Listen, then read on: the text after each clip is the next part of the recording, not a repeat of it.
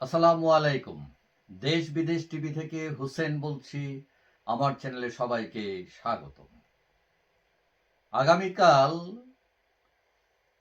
মঙ্গলবার সারা দেশে সকাল সন্ধ্যা হরতাল ডেকেছে আওয়ামী লীগ।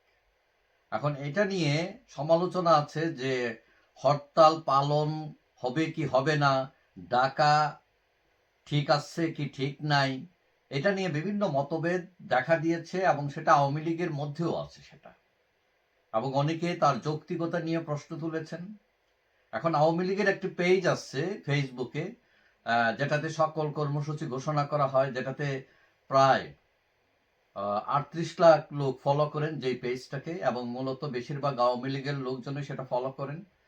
এখন ওইখানে আগামীকালের হরতাল সফল করার জন্য যে আহ্বান জানানো হয়েছে, সেই স্ট্যাটাসে অনেকেই অনেক ধরনের মন্তব্য করেছেন।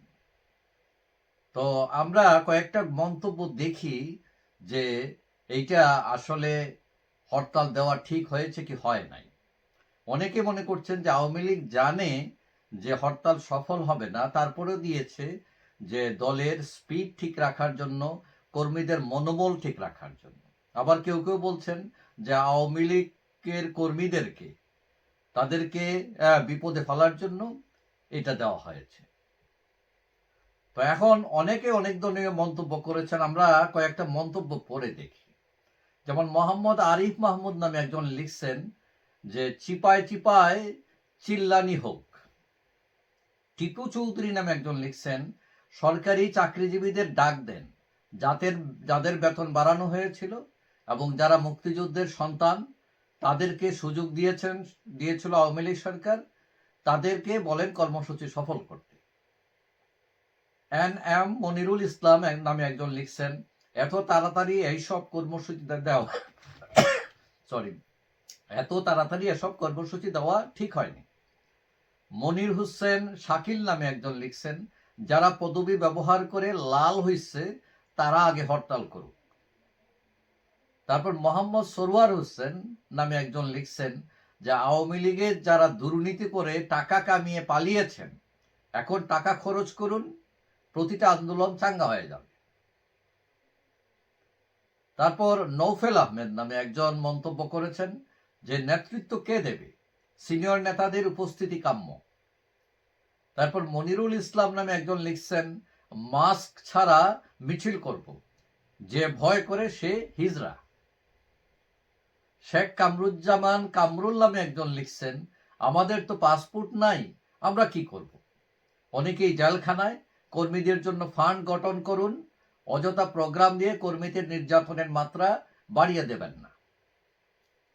শাহজামাল ইসলাম নামে একজন লিখছেন আগে কর্মীদের বাঁচান, তারপর আন্দোলনের ডাক দেন। ইন্টারেস্টিং একজন কবি লিখছেন সানজিদা আক্তার মিতু, তিনি লিখছেন আওয়ামী লীগকে আগে আমি ঘৃণা করতাম, এখন স্যালুট দেই, কারণ তারা পাশের দেশে দখল করতে গেছে। মজার একটা কমেন্টস। তারপরে তুফাইল আহমেদ, তিনি লিখছেন সাধারণ কর্মীরা আন্দোলন করে মরে আর আপনারা বিবি বাচ্চা নিয়ে ইউরোপে হানিমুন করেন। আবার সৌরভ নামে একজন বলছেন অনলাইনে এই হরতাল হবে নাকি অফলাইনে হবে। তবে অনেকে মন্তব্য করেছেন, জয় বাংলা লিখেছেন, অনেকে বলছেন হরতাল সফল হোক, সফল হবে ইনশাল্লাহ, ইত্যাদি ইত্যাদি। অর্থাৎ পক্ষে বিপক্ষে দুটারই মানুষ আছে। তবে দলের এই পেজে হরতালের যেমন সমালোচক আছে, সমর্থকও আছে। একজন লিখছেন হরতালে শেখ পরিবারের কয়জন থাকে এটা আমার একটু জানাইবেন।